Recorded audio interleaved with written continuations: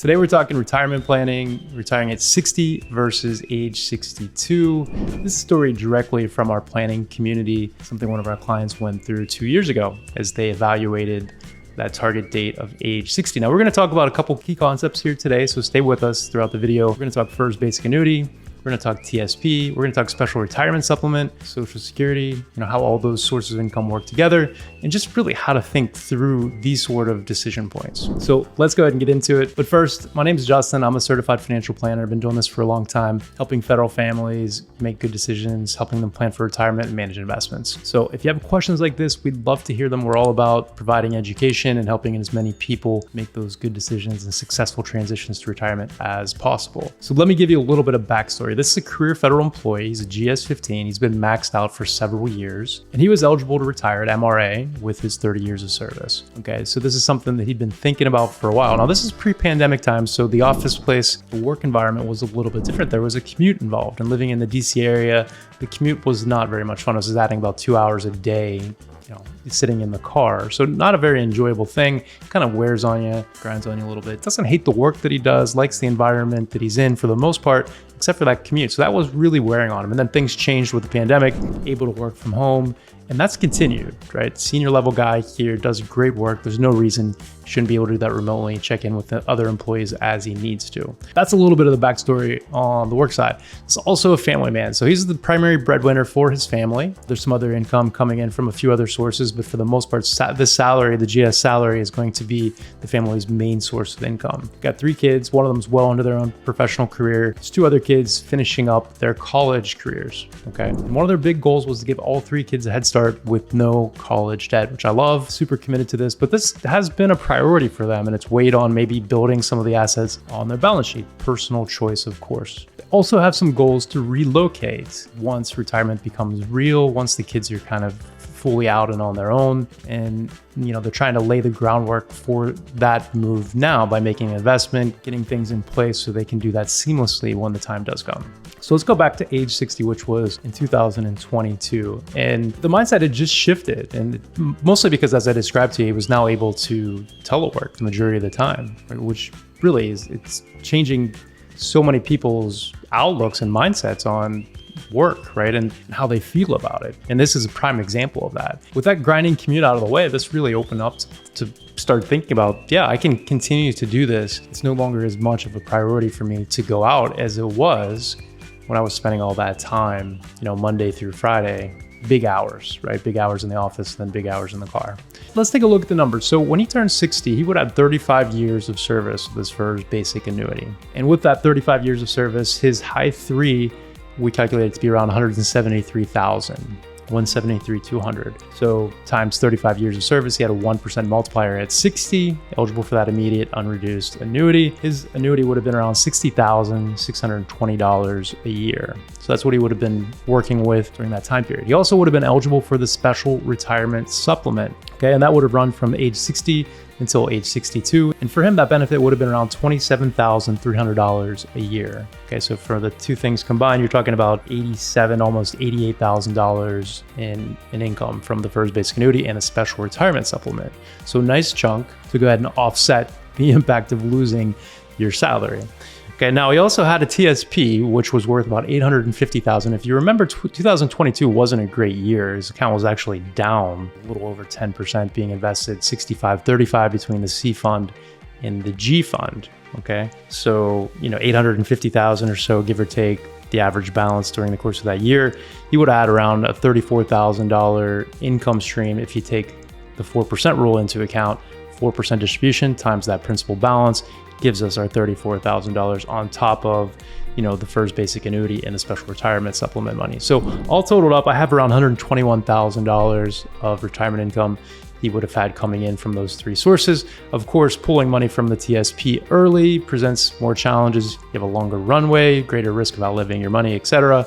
It can be done. It just creates a little more stress. So that $120,000 would have replaced about 70% of his federal salary. They think they need around $10,000 a month in living expenses to continue to do what they want to do. The offset of taxes is something that we got to consider here too, because the TSP is fully taxable. So got to make those numbers work, but we do need to remember taxes are going to play a role here, not just with the TSP, but also, with the FERS basic annuity and Social Security. All the three of those sources are going to be taxable for him the way they're currently set up. Now, fast forward 2 years later, what did we see? We saw crazy inflation. We saw some pretty big pay raises coming in from the federal government, and just in private industry too. Wages were definitely pulled up. They weren't up as much as inflation, unfortunately, but at least there was something to offset it. So the one thing that would have happened if he went out at 60 and took that immediate annuity, he wouldn't have received any cost of living adjustments until he turned 62. That's when the COLAs kick in on the FERS basic annuity. So, you would have 2 pretty big years of inflation taking a chunk of purchasing power out of your FERS basic annuity money. And also when you start taking distributions from your TSP, a little bit earlier, it does create a little more stress. So there's a longer runway. You're going to be pulling money for a longer period of time. So another thing to consider, especially if there's inflation we're trying to keep up with, it's hard to do that when you're taking distributions if inflation is at a higher level. Okay, that's hard to keep up with. So let's fast forward. What happened over the last 2 years? Like we mentioned, those pay raises, right? So his high 3 salary now at age 62 in 2024 would be $183,900. Okay, so really, in 2022, his salary was around $176,000. 2024, it's all the way up to $191,900. Okay, so then if we index the 3 years, the average 3-year salary would be $183,900. So big difference there. And you take that times 37 years, he's got the 2 additional years, and now he's eligible for the 1.1% multiplier on that FERS basic annuity. So you're talking about a pension of $74,847. That's what he would be eligible for. No special retirement supplement because he's at age 62, but he would be eligible to start taking his Social Security benefit, which is going to be around $2,600 a month. So it's even more than what the special retirement supplement would be. Whether he wants to take that or not, that's another discussion. And there's some complicating factors there we can touch on real quick. One thing that a lot of people do overlook with Social Security is the survivor benefit for a spouse. The spouse can be eligible for up to 100% of the basic benefit of the deceased worker's Social Security, right? So you could receive 100% of that. And by delaying, of course, that benefit only continues to increase. That's something where there's really, one primary breadwinner. This comes into play a little bit more when there's not a pension involved with a survivor benefit, but something also to be considering. So anyway, he is eligible for Social Security. $2,600 a month is what he could take now at age 62. Whether we want to delay that or not, another consideration. Now, the TSP, we mentioned, it was worth about $850,000 back in 2022. During kind of a turbulent time, 2022 wasn't great in the markets. 23 was great. 2023 was a good year for markets. 2024 has also been a good year. So his account has seen significant growth, even with that 65-35 mix. In 2023, with his mix, he was up around 18 to 19% on his account. And so far, year to date, he's up between 14 and 15% on the account. So that account value now is approaching $1.1 million with contributions as well as those market gains. Okay, so that's a big increase as well. And if you take the 4% off of 1.1 million, obviously it's significantly more than off of $850,000.